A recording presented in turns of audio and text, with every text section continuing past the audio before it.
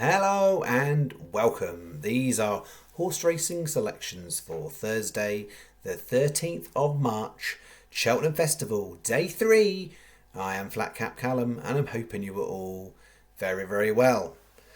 Well, I say very, very well. I think battered and bruised after a couple of days of Cheltenham. It's taking its toll, isn't it? I'm sure I'm not the only one out there that is struggling with trying to get over the profit margin line. There'll always be a few who manage to weather the storm in whatever way they choose. I went for it a little bit on Wednesday and didn't go my way, and we took a heavy loss.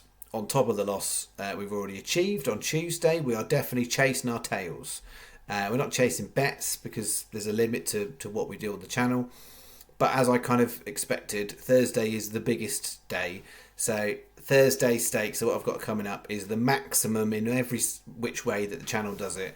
It is £40, which is the maximum layout the channel does, which I can't remember the last time we did it, to be honest. And the maximum of 8 bets. I've tried to keep the individual bets quite simple. But we have got a lot of volume going out on Thursday, so it's eight bets, £40. It's a free country. It's free will. You do what you want with it. You pick and choose. You ignore me. You laugh at the sidelines. Whatever you choose to do, folks, you can do what you need to. This is what I am putting down in the channel name. It's the best day for trying to hit some value because you've got 4 handicaps, all got 20 to 24 runners. The Stayers is an alright each way opportunity too, and the Ryanair actually betting structure is quite good. So it's really just that first race, which is the Mare's Novice, which I'm not getting involved in, with the exception of putting something in the 6-fold ACCA for the day. Most bookies are 4. There's 24 runners. A lot of the horses don't have a lot of form. It's a bit of a horrible one. I think Paddy and Sky are paying 5. If you're Paddy or Sky account holders, then it's not as bad. 5 places for 24 runners. It's like some of the handicaps, but still pretty hard to go at with terms of form. So I need to go through the sort of bruised flip chart paper or flip chart notepad paper, you know what I mean, from the day before. Then we'll get into Thursday. Clearly, the hat doesn't work every single time. That's a fact. So what do you do when you've had a bad couple of days? You do all the things you could possibly do, which it involves changing your pens and changing your notepad. So new notepad, new pens for Thursday. It's like old course, new course at Cheltenham. That's how it works. So let's go through the review. We had 3 out of 6 again here. So Final Demand placed, Ballyburn obviously, yet another odds-on favourite, and yet another Grade 1 race where one of the market principals fluffs their lines on a jumps fence. Well, I say fence, some of them are hurdles, but that was a fence. Impostoir placed, Mr. Coffee placed, and then the last 2 legs didn't matter. So we got nothing back off that. Potter's Charm was running with credit and faded. I think it was 5th in the end. Beckett Road was a nice place. 28 to 1 was the SP. Mr. Coffee placed 11 to 2. Fringill Dyke ran a nice enough race for quite a while, but then faded. Overall, on the second day, the ground slowed up, and I wasn't really planning for that to happen because the ground was definitely on the good side of good to soft, I think, on the first day. And then because of the snow in the morning, so I'm not making excuses, it wouldn't have massively changed what I did, but I did have a few kind of good ground specialists that I thought would be alright, but clearly weren't. We got a place double as part of the Yankee on that, and a single bit back for Beckett Rock, so bits back on bet 2. The main bet was mostly a disappointment. Losty Mouth didn't really get involved in the race. Energumane looked like they were trying different tactics, but I think they blew it completely. trying to go from the front and then not from the front. I don't know. It was a funny old ride. That blew that one. Dancing on Mo was disappointing. It was another one of those ones that falls into a slightly. It was a good ground preference horse. And then the non-Cheltenham horse, the Crafty Master, ran a great race and got done in a head bobber. So it was second 11 to 1. So a little bit back on the single for the Crafty Master. that was it. We started off all right here, didn't we? Because we had Impose Trois and Beckett Rocks. We had 2 places off the first ones. But yeah, that main race, that Grand Annual, the ground did for those ones, really. I think that's what happened there. And then Primos, if you watched it, it got backed into 6-1, like joint second favourite, absolutely hammered. And then it was the one that came off worst after all the false starts, which I'm not even going to get into. But it's not a good look for racing when literally most of the races have got a false start. So I'm not getting into blame game, but as long as they sort it out for day 3, that's all I'm saying. So that bust the combo double, and then the funky bet, Roy Marge plugged on but not near enough. Primos we mentioned, and then those two, to be fair, ran with credit. 17 runners, they were 7th and 8th. We needed top 4. They put in an effort at a decent enough price, but in that bumper, I mean, it was the Mullins one with Jodie Townsend that won, and then you try and pick the horses that came 2nd, 3rd, and 4th. They were so far down my list. So 35 on was like 885, was it 865, something like that back. It'll all be in the description below. All the stats for the history of the whole of the history of the channel are all in there as well.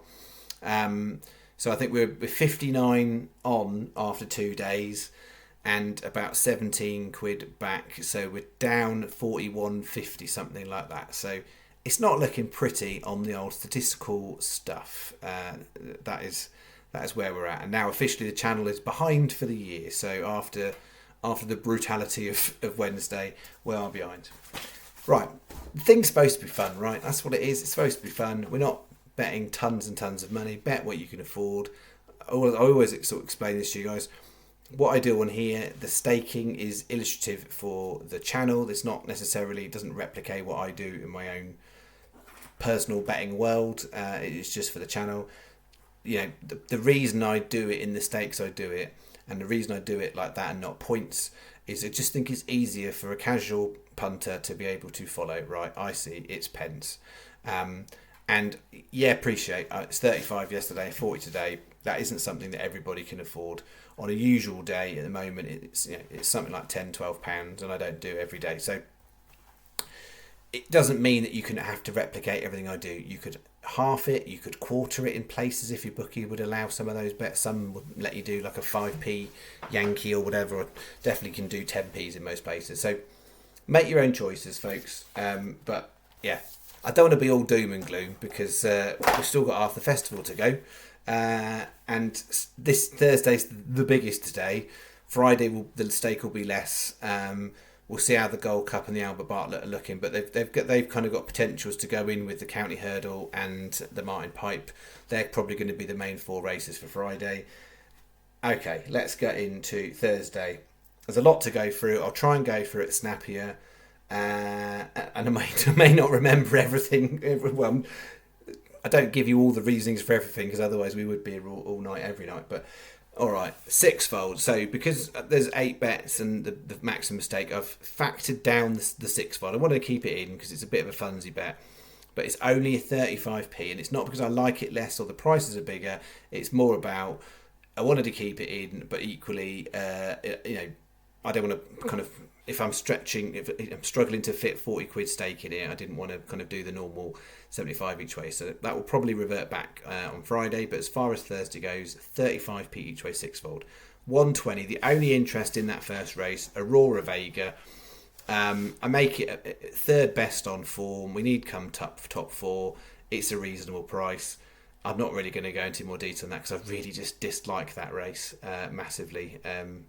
Does nothing for me, never does. And sometimes you get some right big old prices, and they might be, but very hard to find. So Aurora Vega's in to start us off. Then we're going 2 o'clock, which is the Jackie Richards Novice Chase. This was the old, whatever you'd call it, JLT, Jewson's, Turner's, it was at one point.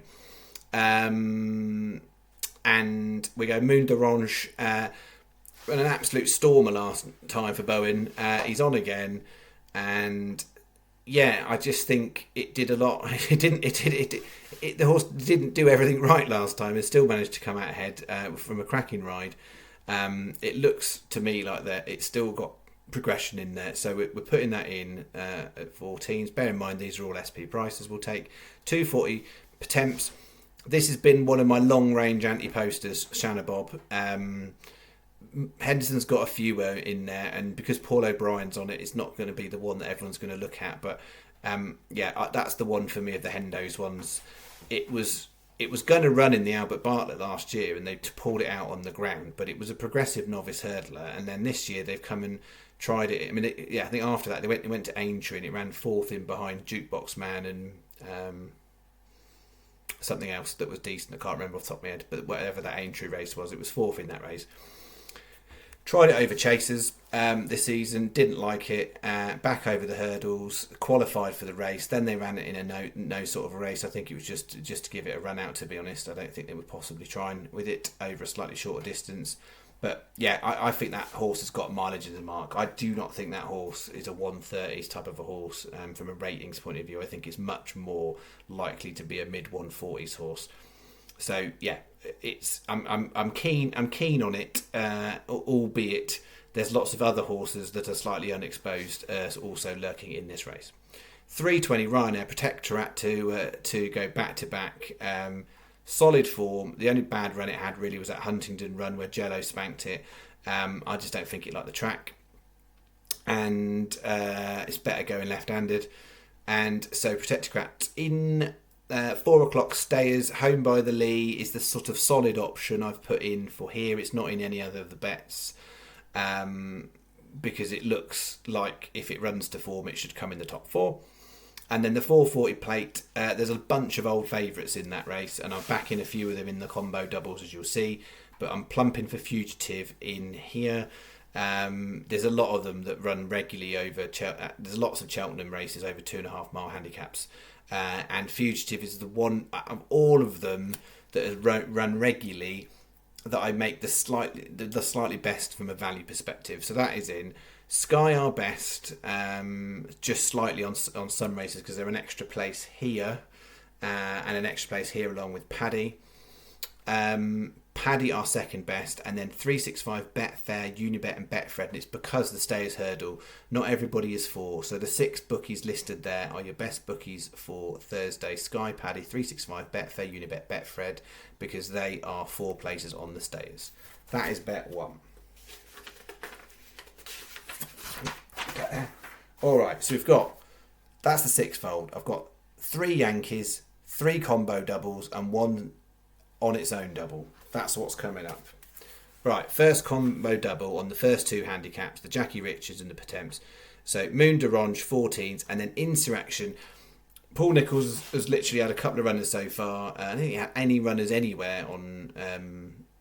I don't think he had any runners anywhere on Wednesday. Tuesday, he had a couple of Cheltenham. Nothing really very interesting. But he sent 2 to Sedgefield. They both won. We've had someone new in the comments this week talking about how go to the outline jumps tracks and look at the horses that are travelling about. Paul Nicholls, 2 horses at Sedgefield, both won. Short prices, but they both won. But yeah, he's got a lot of horses coming to Cheltenham on Thursday. He's clearly going big on Thursday. Insurrection is not first string based on jockey bookings because Harry Cobden's not on it. It's Jonathan Burke. But I really like the profile of the horse. It just won as comfortably as you like last time, which I think whether or not that what the form of that race is, I don't know at Musselburgh, but it won really, really nicely. And if you go back earlier in the season, it ran against Springwell Bay and was very close and on similar weights. And in this race, Springwell Bay single figures and much bigger in the weights. I think if Cobden was on it, it would be a much shorter horse. And probably at the moment, because Nicholls' horses, he's not having the best season in terms of widely, by his standards, certainly not in terms of quality of horses.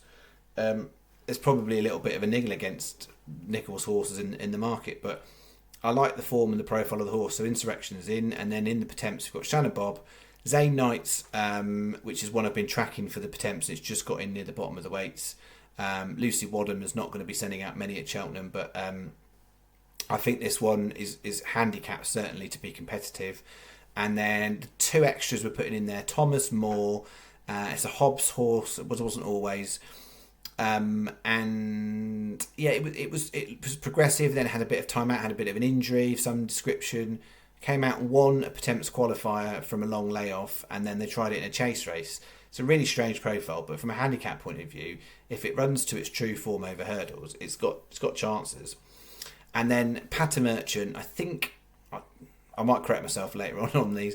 I think it's my only Gordon Elliott horse. I really don't like the look of how Elliott's horses have run so far this week at Cheltenham. He's run a lot of horses, no winners, and not many. There's been a few first couple of races yesterday, but generally speaking, a lot of them have run sort of no races. And there's a question mark now about Jack Kennedy, but Patter Merchant again is another horse for this race. The interesting thing of this, because you've got to qualify, it sort of shortens down the profile choices here. So that's one that's sort of been on the radar a little bit, Patter Merchant. I've backed it myself a couple of times.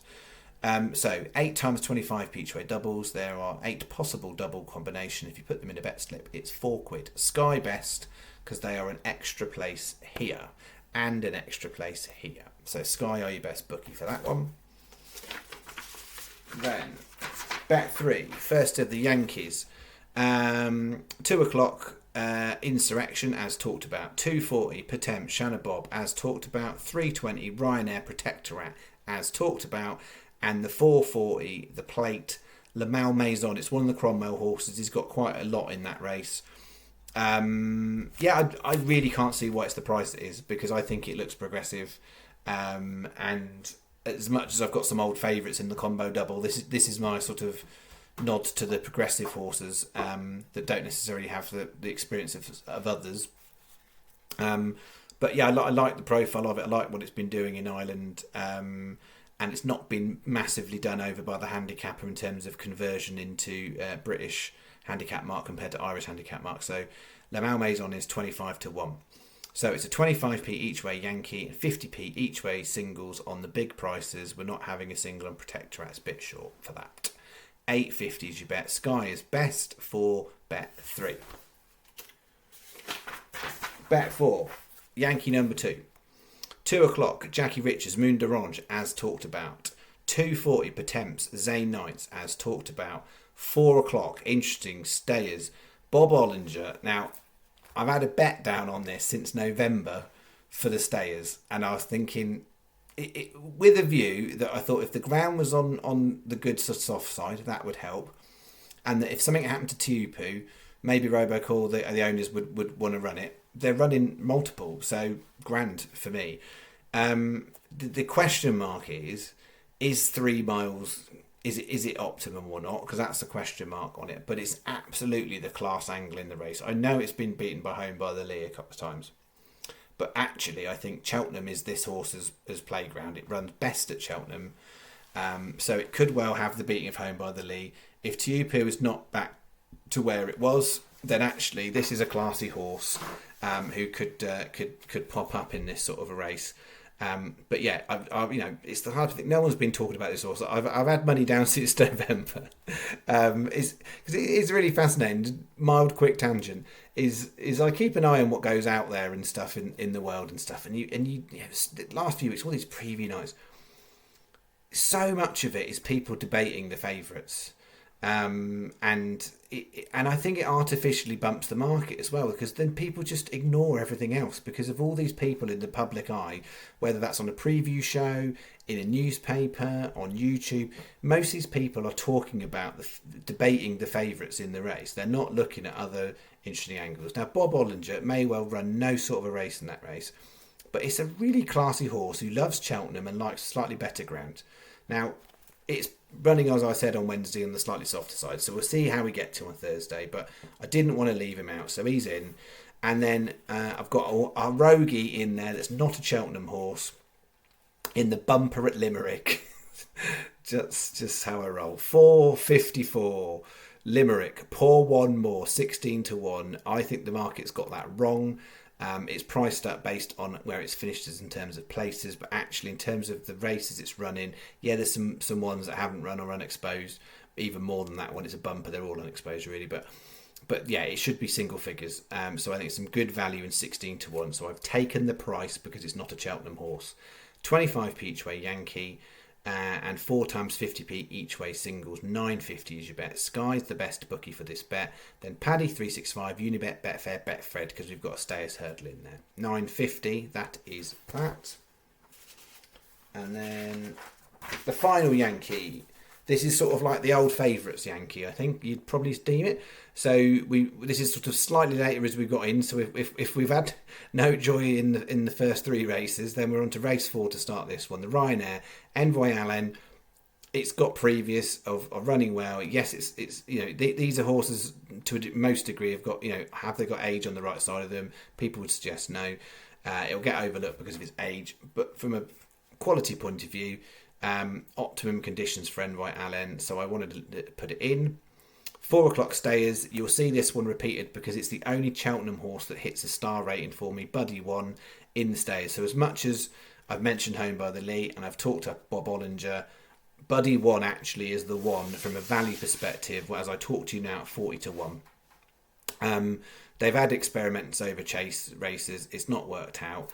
It's coming back here. Optimum conditions is 3 miles at Cheltenham, and there's a lot of kind of horses that are shorter in the odds, but actually, when you look at what they've actually what they've achieved, Buddy 1's actually achieved more. So, albeit it was 4th last year, the race isn't any better than last year's. So, 40 to 1's a good price for paying first 4. So. Buddy 1's in, then 440 in the plate, Fugitive, as talked about, and then the 520 Kinmuir, Gitmaker. It was 2nd last year to I Know the Way You're Thinking. That horse won by a street. Now it's the favourite for the Grand National, and this horse is coming in £1 difference in the weight, so hasn't had the same prep. But if it gets back anywhere near there, it should be a framer. That's what I'm thinking. So Gitmaker 14 to 1. Again, these are all SP prices. 25p each way Yankee, 50p each way singles. It's 9.50, and it is Sky, Paddy 365, Unibet, Betfred or Betfair, because 3, 4, 5 and 5. Because Sky is actually 5 and 5, same as most bookies on this one as well. That's that. Okay, 5 down, 3 to go. So, standalone doubles, the 2-starred horses that are in different Yankees, but I put them in a little double here. These are taking the prices. For Channel, we're taking the prices. That's why I've written that there. 4 o'clock stayers, Buddy 1 at 40s, and 4.54 Limerick, Pour One More 16s, 50p each way double, £1. It's the same bookie advice because it's the stayers hurdle. That is bet 6. And bet 7. The second combo double at Cheltenham for the last 2 races. So, as we got to earlier, this time if we're 5 races down and we're still behind, we've still got a chance here at Cheltenham on this 3rd day. 4.40 in the plate. Fugitive and Lau Mason we've talked about, and a couple of old favourites who, the age is I think they're 10 and 11, but they are horses that have got previous overcourse and distance, and they're nice enough prices at the current making this, and I don't think they're going to get massively shorter than that. Actually, it's 7.12 maybe. I think 7.12. So they are in. 5.20 Kinmuir, Gitmaker, and I've added in Man. It's Cromwell horse. It's run pretty consistently all season. There's not really a reason why it wouldn't run here. It's likely to be. Well, it's definitely aimed at the Grand National. Whether it'll get in, I can't remember off the top of my head on where it is on the weights at the moment, but because the weights are all declared, even if it runs well in this one, it won't impact its handicap mark. And Kinmuir's quite a good prep for Grand National, so we've put that in the doubles. 8 times 25p trade doubles. Most bookies are 5 on both of these, £4. And the final bet is a combo double bet, not at Cheltenham, it's at Chelmsford. Chelmsford. Finish us off, the 7.15. So this is basically all the other 7 bets have all gone down at Cheltenham. What we're looking for is 2 winners at Chelmsford to save our day. So you don't have to then do chasing, do you? Just build a staking plan to have a little bit of an interest at the end. I think all of these are really nicely priced for their actual chances. So 7.15, Mighty Nebula and Felix. And these are taking the prices because this is non-Cheltenham. We're taking prices here. Taking prices. I should have written that on. Taking prices. Mighty Nebula at 14s, Felix at 16s, 7.45 Chelmsford, Solana at 8s, Boasty at 10s.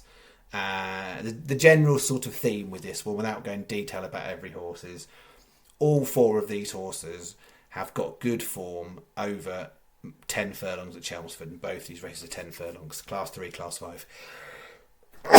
Oh, excuse me. So the bet is 4 times 35. I know it's a funny amount, but it basically rounded it up to make the whole £40 stake. 4 times 35p each way doubles, £2.80 is the stake for bet 8. Sky are best because Sky will get 4 places on both. Everyone else is paying 3 on both of those. They're both 10 runners currently. £2.80, the bet to save the day. All right, that's it. That's another 25 to 30 minute vid coming your way. If you've made it to the end, well done. I know there's a lot of stuff out there you could be watching, and if you've chosen to watch my video, genuinely really appreciative, because I know there's lots of content, lots of people subscribe to all these different channels, and if you've chosen to watch all of my video and get to the end, then fair play to you. Thank you very much, because if people didn't watch, there would be no point in doing the channel, would there? Right? So this channel is built up over time, and there are lots and lots of people who go and try and do these things, and when they try, they realise it's actually quite hard to get started and get momentum. I was very, very fortunate in my first year to build up lots of momentum, and even though I've not done much the last couple of months, I've come back and done Cheltenham videos, and people are watching, and roughly speaking, about half the people who watch my videos, Cheltenham videos, are subscribed, which is just brilliant, because that's people who genuinely want to see the content. I think there's still this random person, I'm pretty sure, is subscribed to dislike the video, which is incredibly curious. Folk are strange, aren't they? But if you get your kicks off it, great. So yeah, it's just mind blowing. Like, get 4,000 or 5,000 views I've had on the videos this week, and actually half the people are subscribed. So it shows that people who are subscribed genuinely want to, they want to watch the content. Maybe they've got FOMO. If they don't watch it, they're going to lose out. I don't know, but let's hope Thursday is the big day. It's the big day for value. It's the big day for my stake. It might be the big day for me to lose even more. We will see, folks. It is supposed to be fun on here. We're not talking about thousands of pounds betting here. I might be betting thousands of pounds. You'd have no clue, would you? But that's where it. There are more days other than Cheltenham, but Cheltenham is the biggest and the high profile and all that sort of jazz. So we like to have a bit of an interest. Right, I'll finish there because I'm waffling on, and now I need to go and put some bets down myself on other stuff. Because I've been prepping this and not watching the markets for other stuff. So that's me. All right, have a good one. I'll see you on the next one for the last day of Cheltenham for Gold Cup Day, albeit won't be as big a volume day as Thursday, but we will have some interest for Gold Cup Day. Thank you very much. Bye-bye.